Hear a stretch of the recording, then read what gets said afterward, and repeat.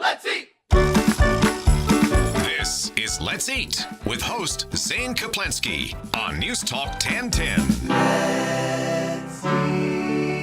And welcome to the show. This is Zane Caplansky. This is Let's Eat every Saturday here on News Talk 1010. And if you ever have a show idea, please give me a call or email me at zane@kaplanskys.com. The only other part of this that I'm going to make sort of terribly about me before we really get rolling is that I'm sorry that this is the subject that brought you onto my show, because having Joey Salmingo on the show is awesome, but under these circumstances, my heart is breaking for you and your family. Joey lost his sister Joanna to the reaction of an allergen. Nut allergy, Nut allergy. And to have you here on the show to talk about it, usually this is a place that's not political. We don't talk about all of the heavy issues going on around us. However, in the food world, especially when you're producing food, there's a sacred responsibility that we have. Absolutely. Towards guarding people's health. And the old adage, you are what you eat. Unfortunately, if part of what you are is an allergy. Let's talk first about your sister and what happened to her and Joanna. And first of all, condolences to you and your family. Thanks, Zane. The emotions are starting to surface again. But anyway, I'll go into it. So on the 8th of August, my sister came home. I happened to be home visiting my family at the time. Everybody was home having a great time. She came home from work with these little desserts called mochi. I think most of us in the industry know what that is. It's a glutinous rice dessert, Japanese of descent, and there's ice cream on the inside. She brought them home from Whole Foods. She had eaten them before from other places, never from Whole Foods. So anyway, she came home. She bought 6 of them, split 3 of them in half.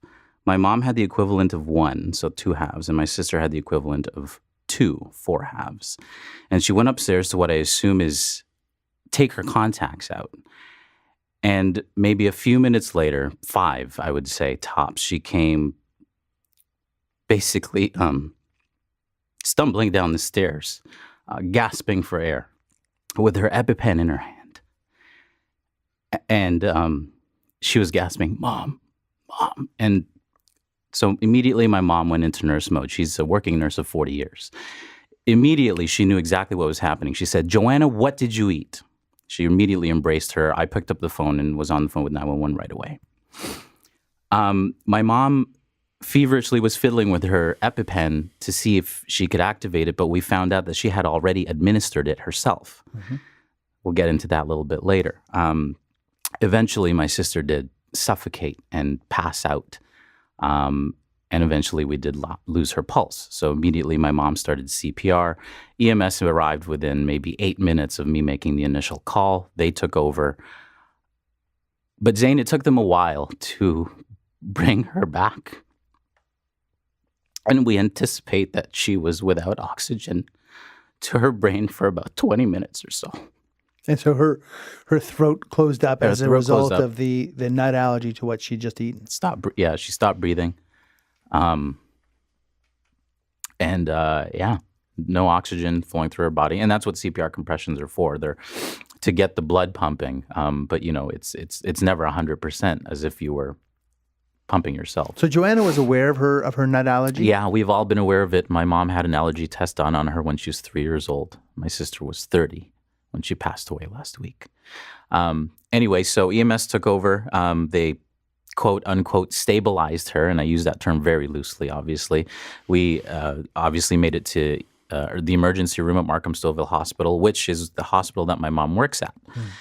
We live very close by, and they continued to quote unquote stabilize her. And then we made it into ICU, which would be for 17 days of just watching my sister go from comatose to vegetative state. And then eventually they had deemed her clinically brain dead. So when she lost consciousness at your parents' house, she never regained consciousness? Never came back. Yeah. I slept at the hospital every night for 17 nights. Talked to her every night. But watching her deteriorate was obviously the most difficult. And this was due to lack of oxygen because she suffocated because of the allergy. And that's what crushes me the most because we've always known about it. And by the way, I should mention, Zane, that my sister has never, ever, ever, ever in her life experienced an allergic reaction. This is the first time. Wow. And it was her last. And when did she have the test done?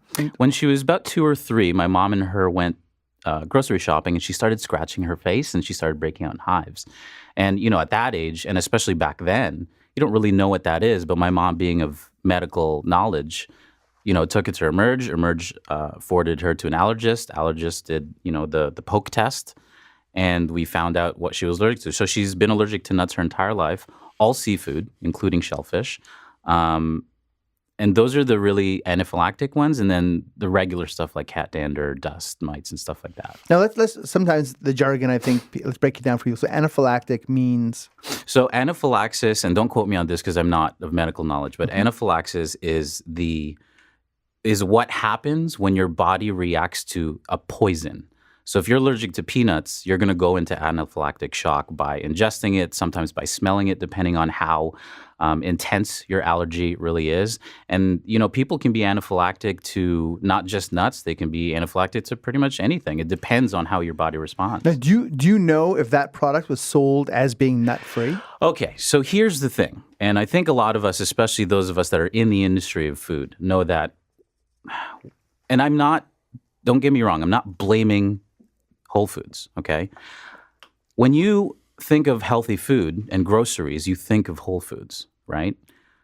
When you think of vegan, well, let's go into vegan cooking for a second. So when you replace cow's dairy in any vegan dish, most of the time it's replaced with a nut milk. Right. So this mochi, I should mention, I went to the hospital the very next day. I went to Whole Foods the very next day, waited for them to open to see where my sister got it from. I saw the freezer. I had to look for the ingredients, which is another part of the story. But the first ingredient in this mochi was cashew milk, and that's what did it. So she literally ingested the poison. And the reason why her EpiPen didn't work is because she had so much of it that one shot of epinephrine didn't do any. It bought her enough time to come downstairs and tell us she was suffocating. So she knew she was allergic to cashews. Yeah, she's been allergic to nuts her entire life, but she didn't know that this mochi was made with cashew milk. Because if you go to any other Asian store in the city, it's not going to be made with nut milk. It's made with, I think it's dairy or rice milk, right? It was this particular one from Whole Foods that deemed it vegan. It was made with cashew milk.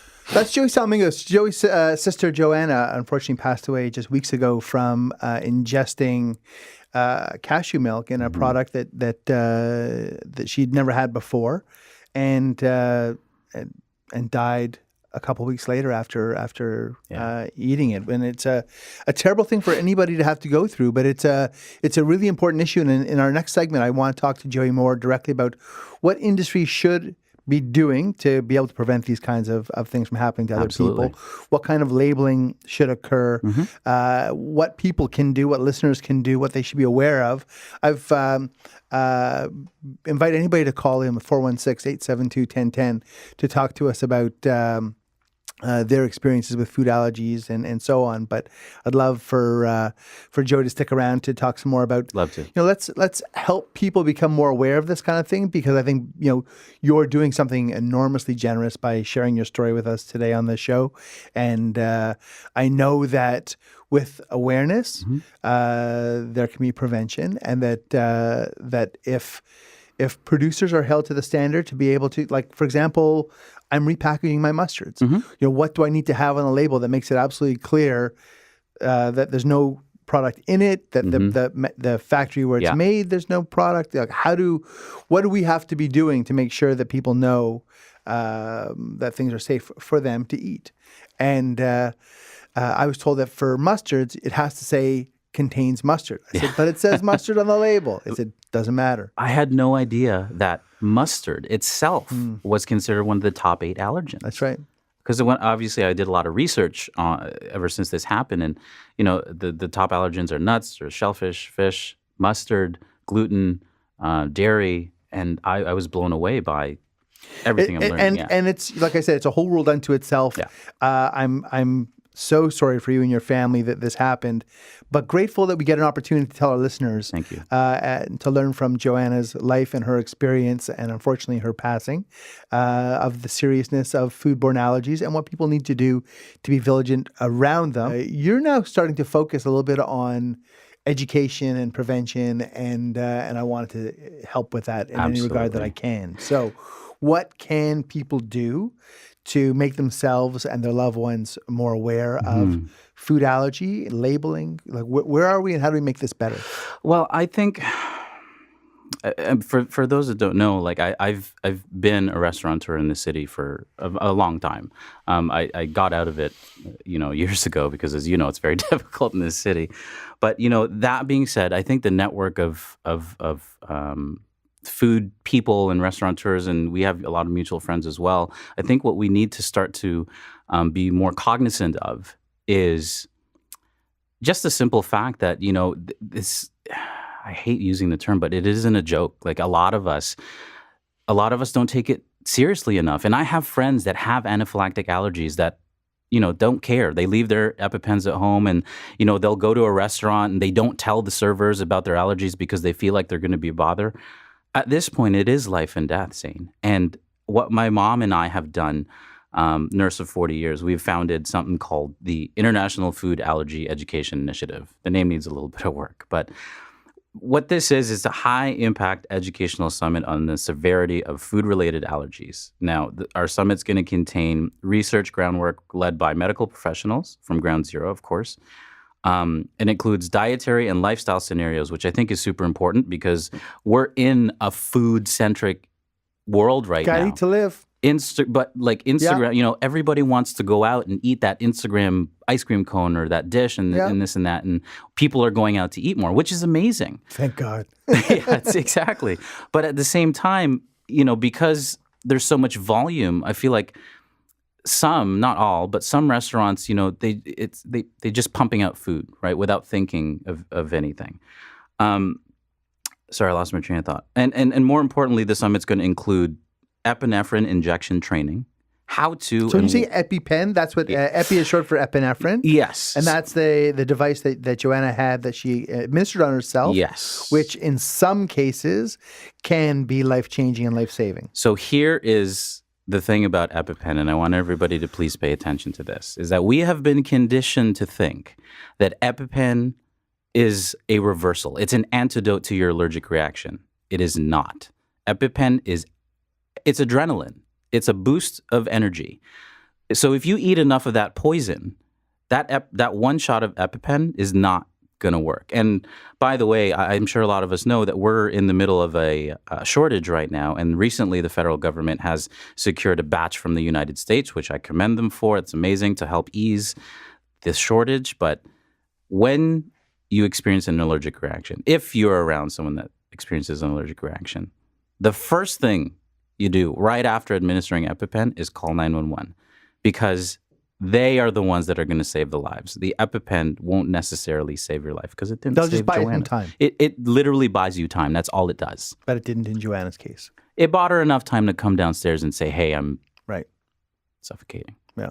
So what we're going to do, Zane, is save lives. We're going to go out and talk to schools, community centers, any public venues. And there are some aspects of the medical profession, not dismissing them, that don't have enough knowledge. One of my really good friends just became a paramedic, and he's doing the freelance scene right now. So he does event paramedicine.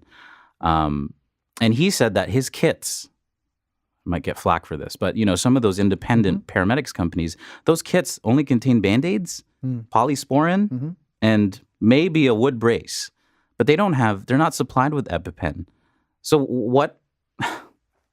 Making it mandatory in food places of food service. Yeah. So with the shortage, obviously it's going to be really difficult right now. But I was talking to somebody that we quite know quite often. Well, Matt Bazile at Lisa Marie and Kyla. They've recently purchased a bunch of EpiPens. They're going to have it in their restaurant. I believe that's what they were saying. And they were training people on, allergic reaction training. It's election time. Let's pressure the politicians to make a commitment to add that to something that every restaurant has to have. We got defibs everywhere. This is what I'm saying, Joey. And that's Joey Salmingo. And Joey's sister, unfortunately, passed away from a reaction to a nut allergy that she has. And we're trying to help educate people. And I think this is something that's absolutely doable. Absolutely. To get the city council to force every restaurant to have EpiPens in the restaurant. And the shortage isn't going to help, but it's something that we can do. And you, our listeners, can call your politicians, can email your politicians. If you're not in the city of Toronto, just as well, call your politicians, call your and now your foundation that you've started, you have to raise some money for that. You're going to do a fundraiser. We did a fundraiser.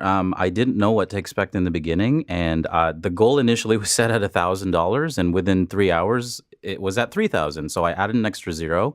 The goal was $10,000, and now we're at close to $14,000, and that's in less than 10 days. Wow. So I'm extremely grateful to everyone. But what that also painted a picture for me, Zane, was that a lot of our supporters, albeit they're, a lot of it are my friends and family and all that stuff, a lot of them are strangers. But moms, dads, parents, guardians living with kids with allergies. And it blew my mind how many people were DMing me, tweeting me, saying, I lost my son, I lost my daughter, I lost my niece. How many children have died because of, we were going to talk about labeling. I don't know how much time we have, but I want to... We've got 46 seconds left, unfortunately, and so I got to have you back. Sure, It's a huge topic. The quick thing that I want to point out is that freezer said may contain traces, as all labels do. The first ingredient was nuts, so I'm going to print a peanut sticker and slap it on that freezer.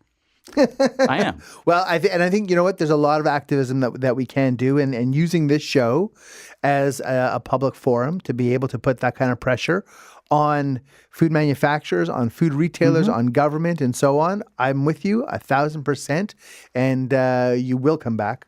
I will come back. Absolutely. And I want to express again my condolences for the loss of your sister, and also congratulations on the work that you're trying to do to help other people and save their lives. Thank you. And if I may, if anybody wants to get a hold of me, you can contact me at allergies at joeysalmingo.com. That's allergies at joeysalmingo.com, and I'd be happy to talk to you more about it. Joey, you're the best, and we'll have you back soon. Thank you, Zane. You're listening to